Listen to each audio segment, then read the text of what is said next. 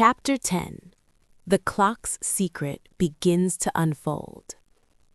Nancy entered Chapter 10 with the storm still echoing in her mind and the rusted metal box resting safely beside her. The weight of it felt symbolic, solid proof that she was finally holding a piece of Josiah Crowley's secret. But the box was still locked, and the brass key in her pocket had yet to reveal its purpose. She waited until she was back in the quiet safety of her own room before placing the box on her desk. Rain tapped softly against the window as she slid the tiny brass key into the lock. For a moment, she feared it wouldn't fit. Then, with a soft click, the lid lifted. Inside lay a bundle of papers, yellowed with age but carefully tied with string. Nancy's breath caught as she unfolded the first sheet. It was Crowley's handwriting, firm, deliberate, unmistakable.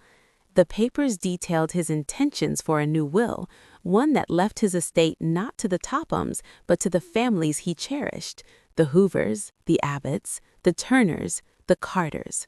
Every name she had visited was written clearly, each one accompanied by a note of affection and gratitude. But the will was incomplete. Crowley had drafted it, signed parts of it, and written instructions for where the final version was hidden. Nancy scanned the pages, her pulse quickening. The instructions were cryptic, but one line stood out. "The clock holds the truth." Before she could read further, a sudden noise outside made her freeze. A car door slammed. Footsteps crunched on the gravel. Nancy moved to the window and peered through the curtains. A shadowy figure stood near her driveway, scanning the house with tense, searching movements. The same car, the same watcher. Nancy quickly gathered the papers, returned them to the box, and hid them beneath the loose floorboard. Whoever was outside wasn't just curious, they were desperate. And now that she had Crowley's documents, the danger had shifted sharply toward her.